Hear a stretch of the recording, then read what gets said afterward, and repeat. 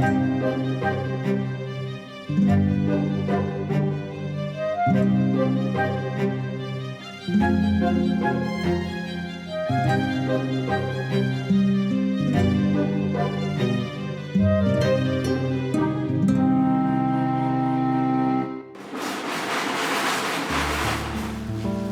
被送进来的时候已经是重度昏迷了，要转出去吗？转去哪里啊？转去哪里也活不了啊！护理长要我来帮忙，现在状况怎么样？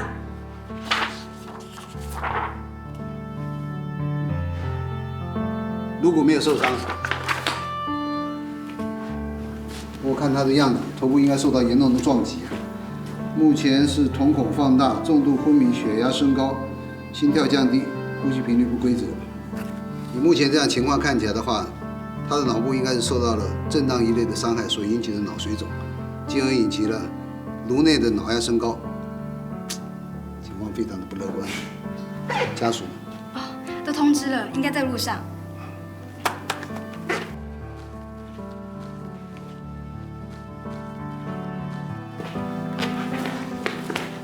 要准备开刀吗？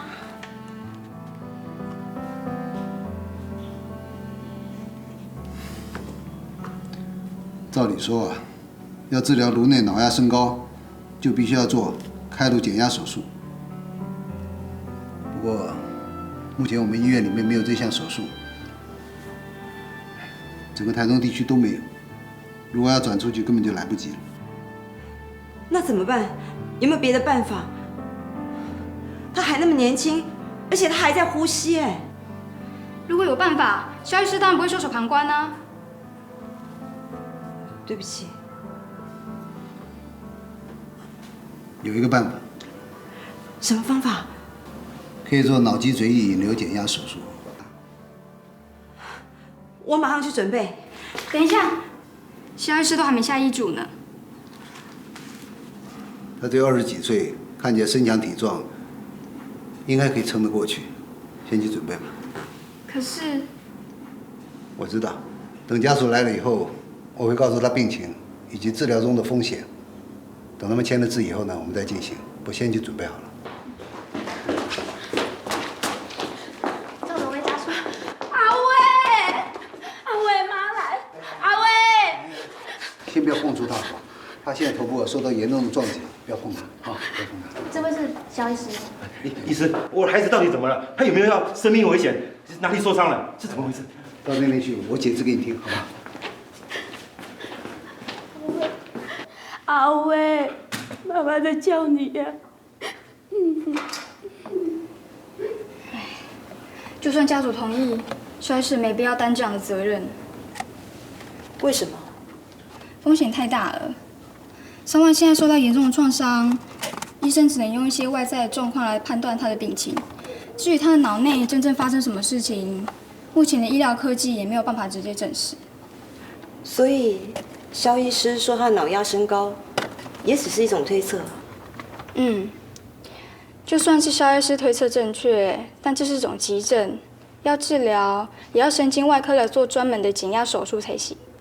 可是肖医师说，台东没有这种开刀技术，所以他才会用脑积水引流减压来救命啊。脑脊髓减压困难度高，危险性也高，还有可能做到一半，病人就走了。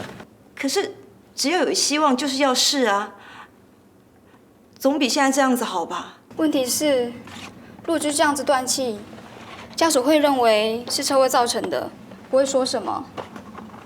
可是如果引流失败啊，家属会认为是医生造成的，麻烦啊。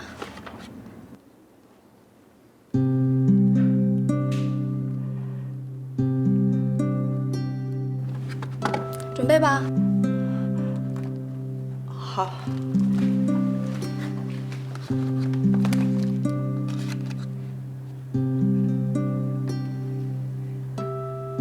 医师，求求你，一定要救救我儿子！我只有这么一个宝贝儿子，拜托拜托拜托！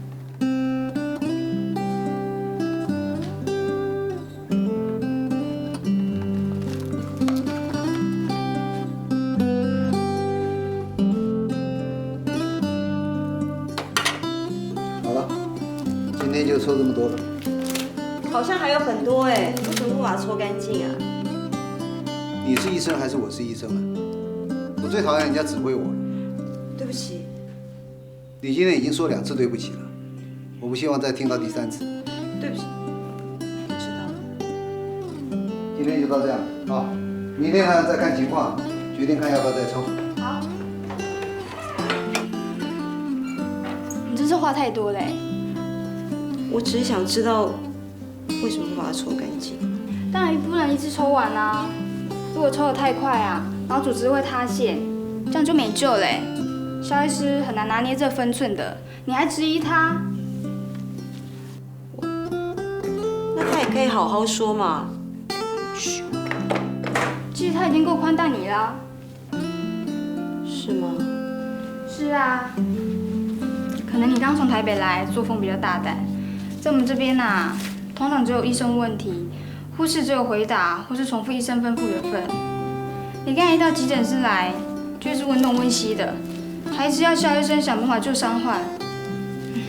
我们以前要是这样子啊，早就不知道被骂成什么样子了。肖医师今天才念你2句，别说他，我都觉得你过分了。对不起。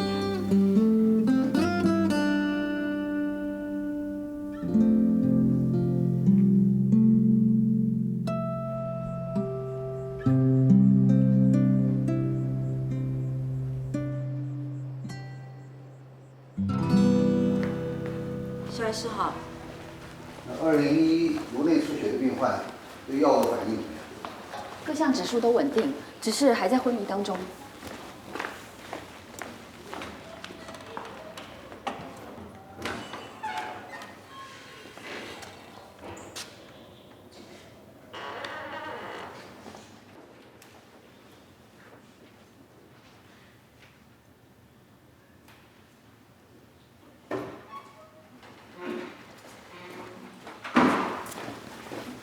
那我先去门诊，待会儿回来。哦，好。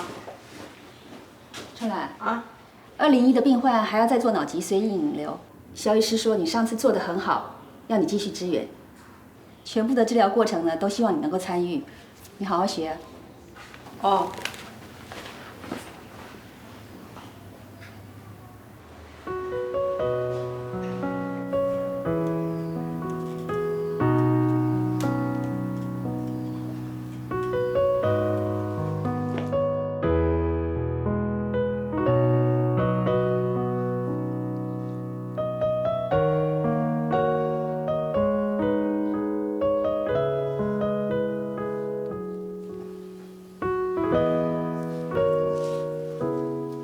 今天就先这样。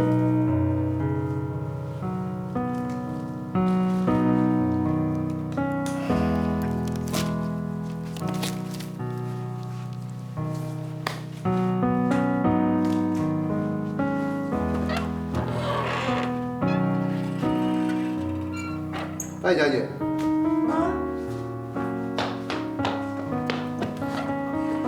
是今天有什么问题要问吗？没有。来这边实习4年，入宝山不要空手而回啊！肖医师，我有个问题，请问还要抽几次？一天抽1次，一直抽到他脑压稳定为止。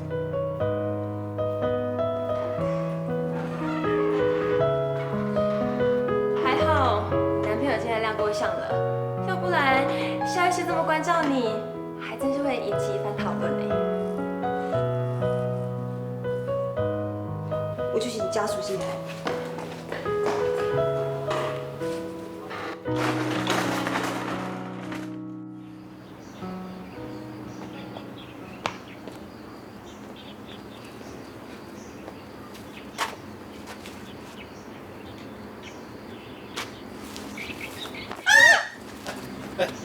华小姐，你要找车子的，车在哪里啊？我只是怎么了？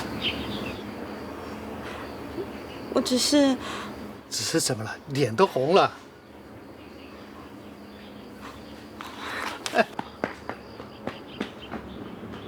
我就说嘛，医院的消毒水啊，闻多了准昏头。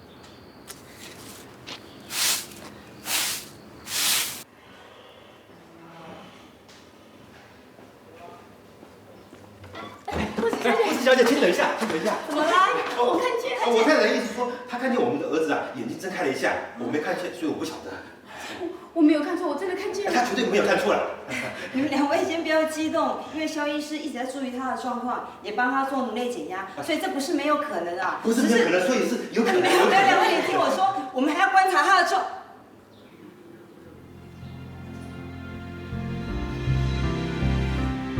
我以为那是他们的错觉，所以我就安慰他们，跟他们说，肖医师每天都在观察他，要恢复不是没有可能的啊。可是我看到他的眼睛张开了，而且他的拳头在动，还有他居然对我笑哎！也许你可以说那是错觉，可是他真的在对我笑。虽然我跟他非亲非故，但是那个我真的很感动，我真的很感动。肖医师真的好棒！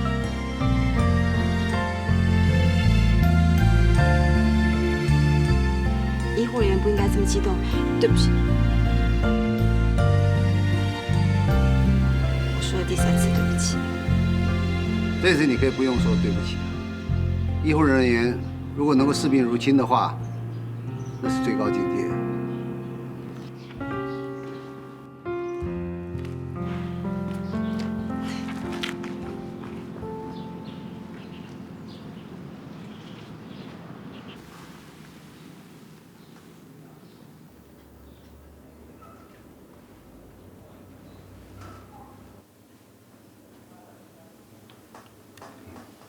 不错哦，有进步了。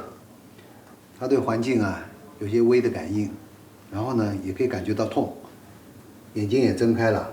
所以肖医师，我儿子可以完全清醒过来是吗？哦，这我倒不敢保证了。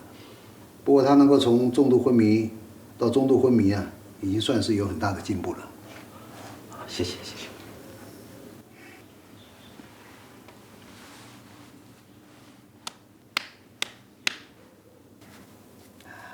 我当然希望你能够赶快好起来啊，那将会是我最大的光荣。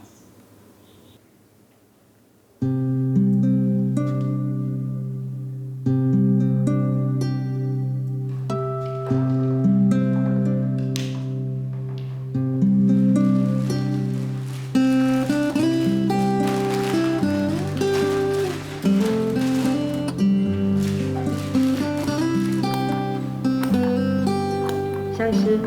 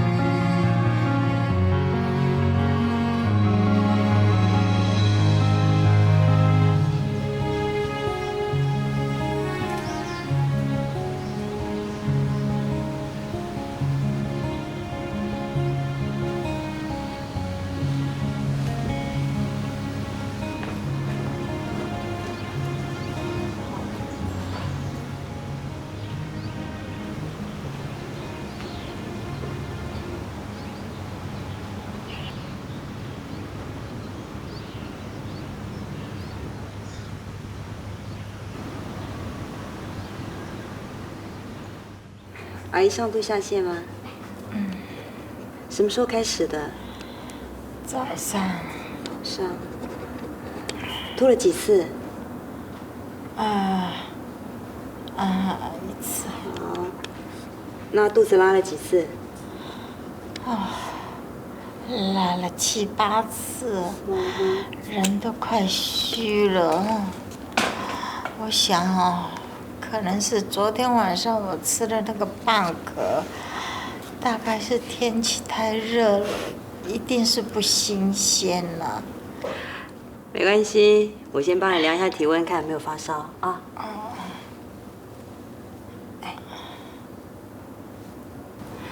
等一下啊。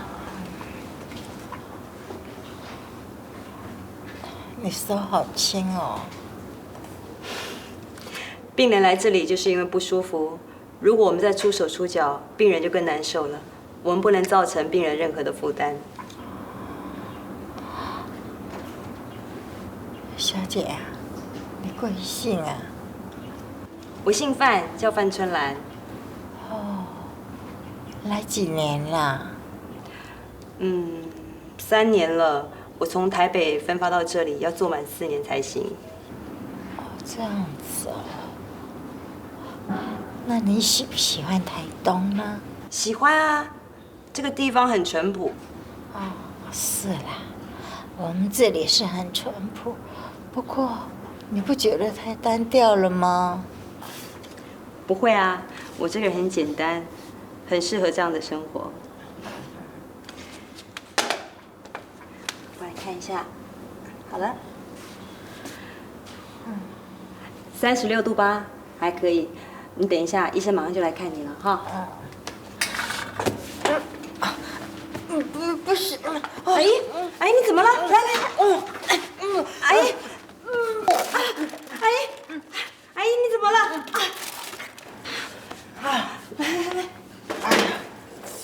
来，没关系。哎呀，我来。哎呀，不好意思，吐到你这身上了呢。没有关系，阿姨，你不要在意，这常有的事，我待会换件新的就好了啊。你们当护士好辛苦哦。不会，怕辛苦就不来做这件事情了。是啊。你躺着休息，医生待会儿马上就来。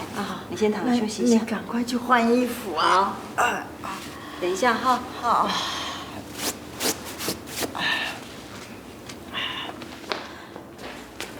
肖医师，什么状况？上吐下泻，没有发烧，可能是急性肠胃炎。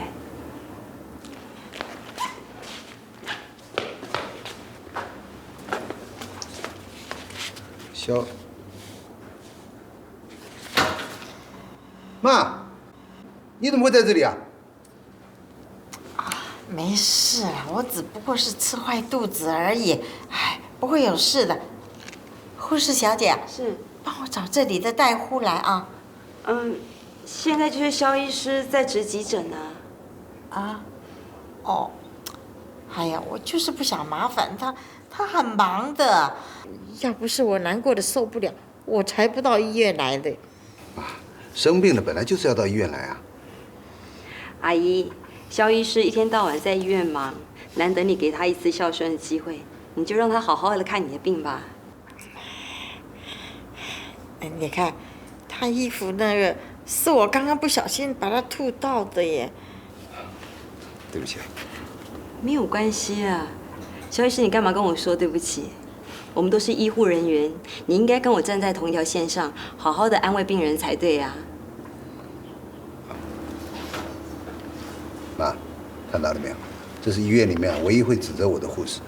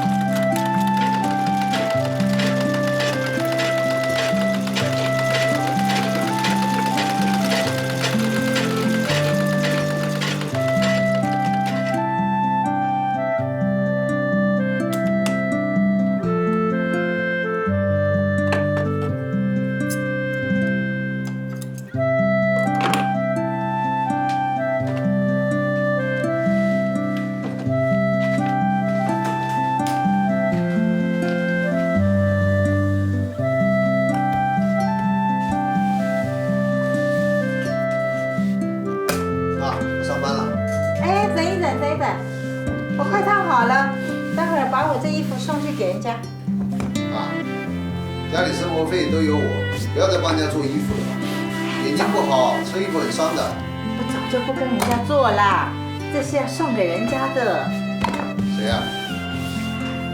就是那护士范小姐啊。干嘛要送她？她对我这么好，我应该谢谢她嘛。有这个必要吗？当然有必要啦！我在医院的时候把她的衣服都吐脏了，我做一件衣服还她，是应该的嘛。来，赶快把这送去给她。你怎么知道人家的尺寸呢？我衣服已经做那么多年了，什么尺寸啊？我一看就知道啦。范小姐是台北人呢，很时髦的。你做的款式，说不定人家看不上眼。哎呦，你怎么那么唠叨呢？反正你送去就是了嘛。哎呦妈，医院护士小姐那么多，你叫我拿件衣服单单送给范小姐，那别人会怎么想啊？你都已经37岁了，医院里边护士小姐那么多，你看该送给谁比较好呢？哎妈，你扯太远了吧？大家都是工作上的同事。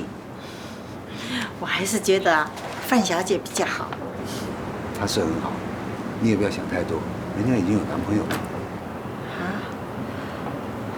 真的哦？全医院的人都看过她。难怪哦。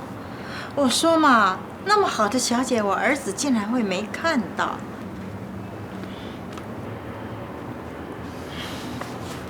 好了，你还是把这衣服送给他，不管怎么样，代表我一点心意呀。哎呦，都已经没顾忌了，还担心什么啊？哎，还是你心里有疙瘩？妈，我忙得很呢，没有时间去想这些了，去上班了。哎。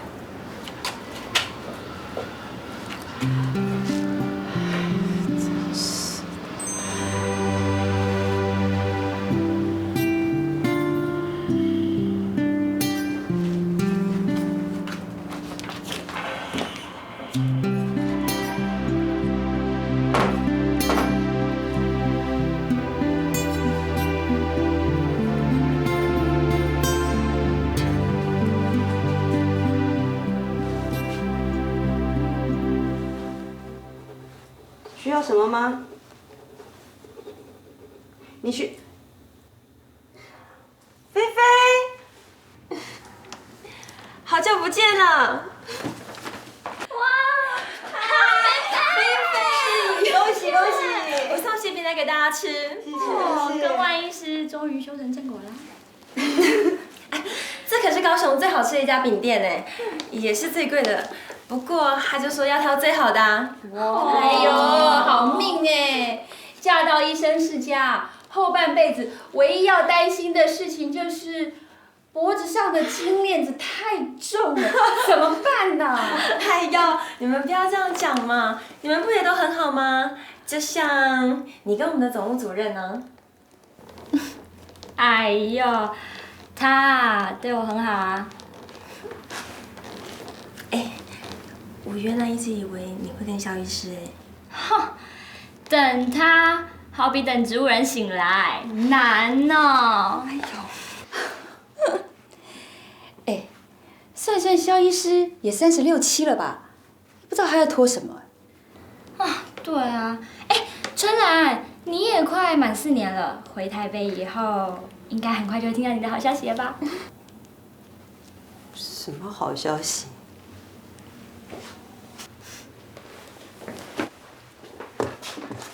哎呦，当然是你和你那一位啊。哪一位啊？哦，上次来找我的那一位啊。对呀。怎么样？现在情形怎么样了？早就分了。为什么？聚少离多，久了就淡了。哦，难怪哦，4年才来看你一次。就那么一次啊，害全医院的人没有人敢追我。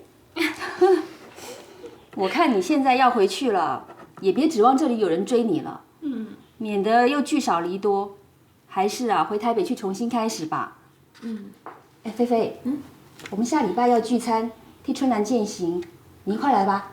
好啊好啊，反正现在我也闲着没事，就等着结婚。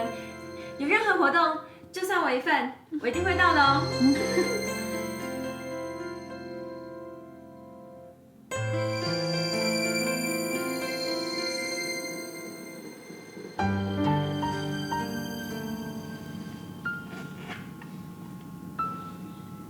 好，姐先。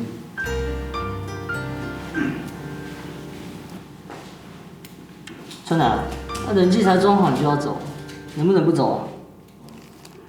不行，我已经答应我父母一定要回去。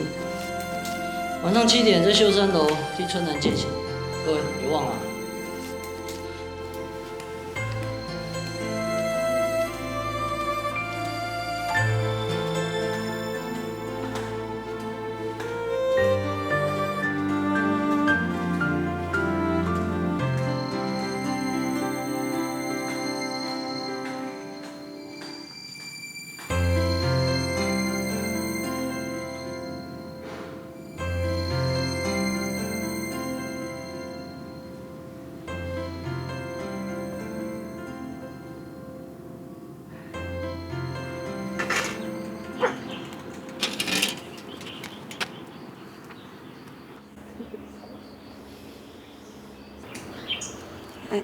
肖医师要跟我们一起去餐厅吗？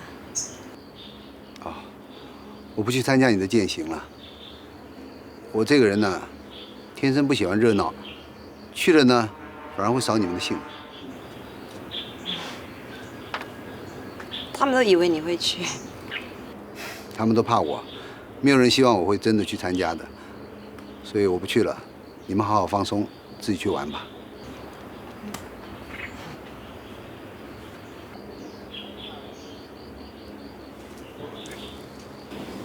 有件东西要送给你，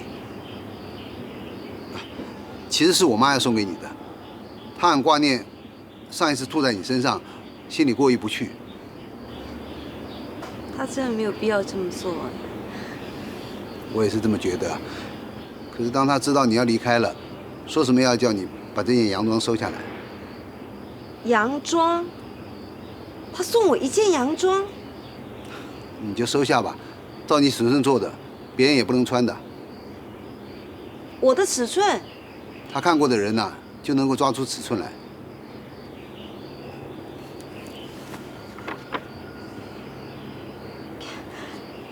可是我明天一大早就走哎，我没有机会当面跟他说声谢谢。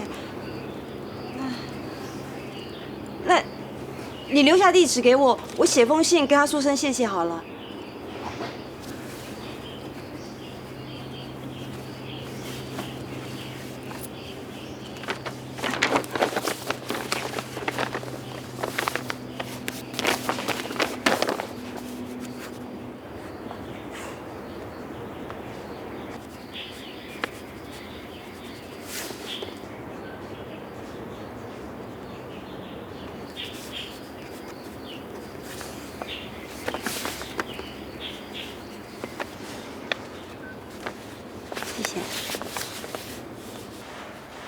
这4年来，你真的帮了不少忙。应该的。那，你回去以后有什么打算吗？正在跟一间学校谈，可能去教书吧。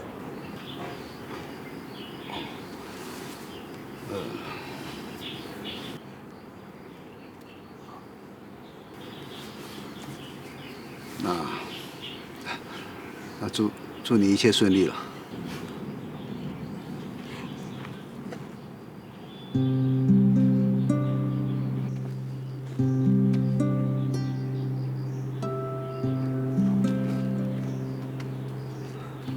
记得发喜帖的时候，就写袋子上的地址寄给我。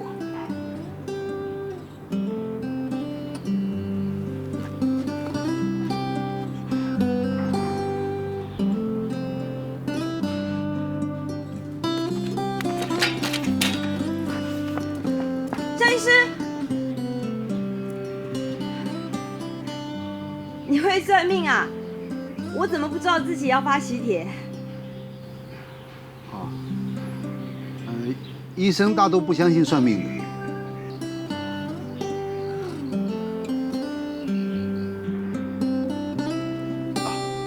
那我去巡房了。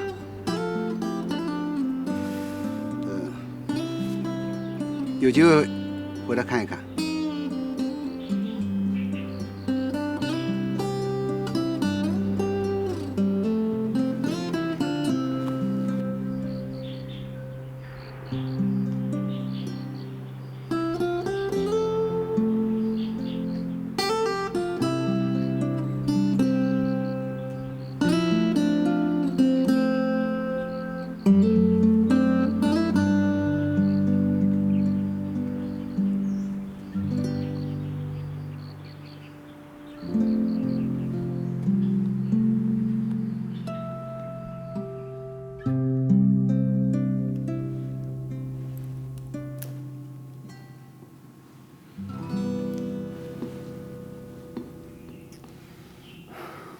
谁帮我擦一下汗？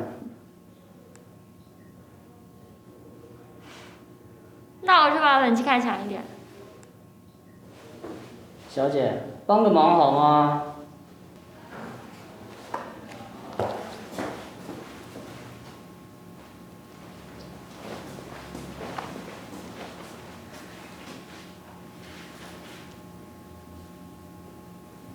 眼镜，眼镜。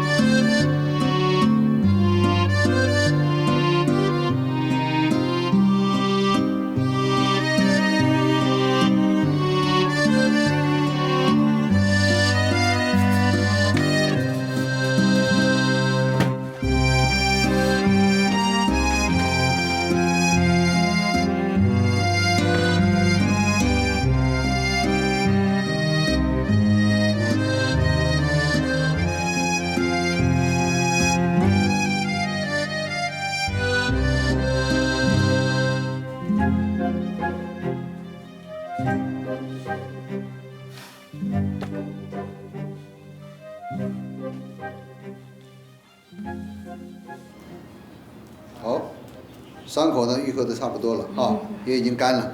那血糖指数呢也已经稳定了，以后要注意啊，不要再碰伤了哈。下午呢可以办出院了。谢谢肖医师。谢谢肖医师。那出院前呢，护士呢会帮你安排这个门诊检查，差不多1个礼拜以后了。肖医师啊，你以后要去哪里啊？你要告诉我们啊。你如果要去哪里，我们就跟你到哪里。我跟他们说啊，肖医师在我们军医院服役10年的役期已经快满了，马上就要离开了。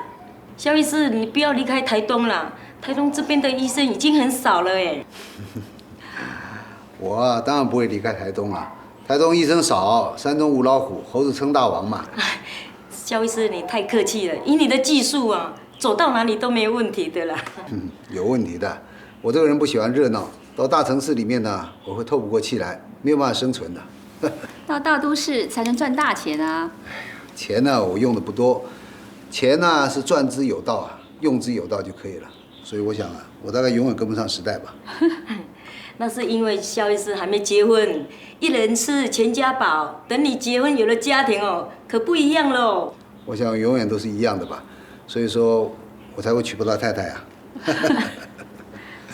好了啊，准备好啊。好，谢谢谢谢。所以肖医师，你退役以后是打算自己开诊所咯？是这么计划的。那你应该要找一个人帮忙哦。不止找一个吧，至少应该找2个护士啊。我说的不是那种上班来下班走的小护士。我说的帮忙啊，是可以帮你整天打点内外的。有这种人？你吗？别开玩笑了，我有家庭有小孩，我是那种上班来下班走的老护士。那你是想推荐谁？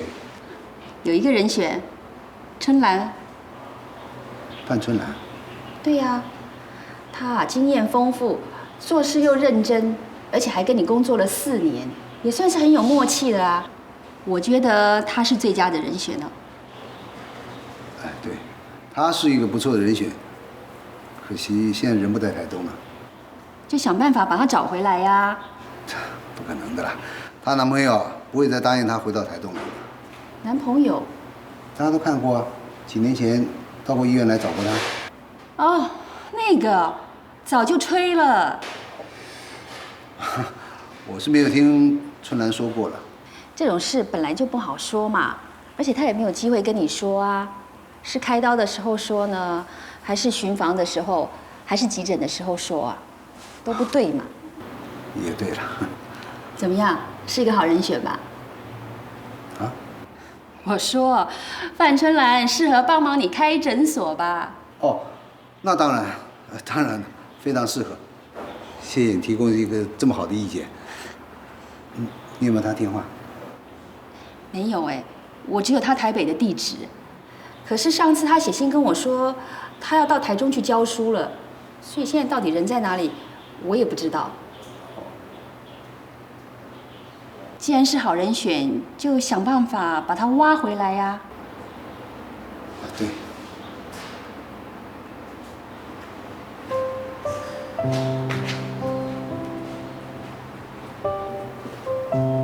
只知道工作。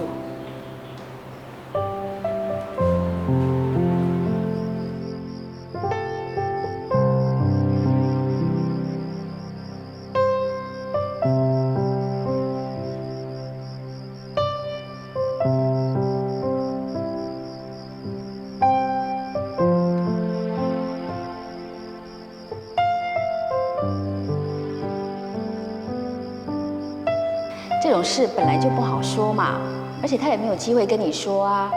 是开刀的时候说呢，还是巡房的时候，还是急诊的时候说啊？都不对嘛。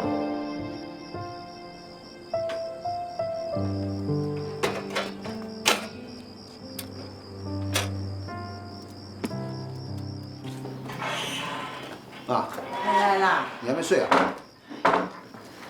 白天睡太多了，晚上根本就睡不着。你可以出去走一走啊。哎呀，外面啊太热了。那你也可以找一些朋友回来打牌啊。打牌，坐太久啊，我会腰酸背痛的。而且啊，我打牌很慢的，人家可没有那个耐心陪我。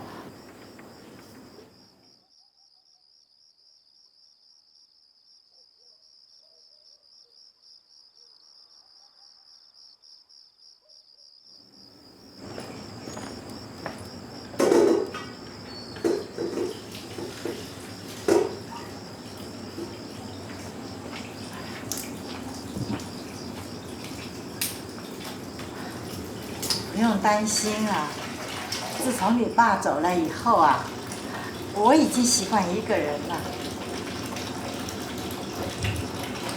啊，耐心点。过些时候呢，我自己的诊所开张了，刚开始的时候病人不多，我就会有时间陪你的。我知道你很孝顺，可是啊，我可不指望你来陪我。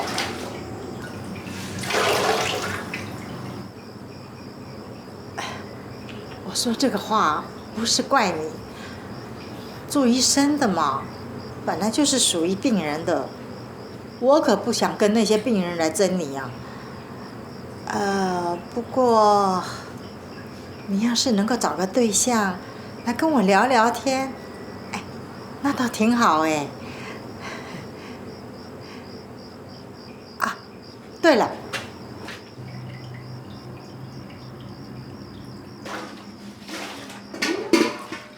静凤，范小姐写信来了。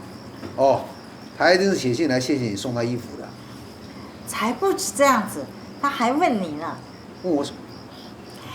问你好。她还说啊，她很怀念那段在跟你一起啊开刀的日子。她还说你对病人啊特别的好，而且很佩服你工作精神了。你知道我在这里边看到什么吗？看他什么？好感。不管他有没有男朋友啊，他对你就是有好感。真的啊？好了，记得帮我回信啊。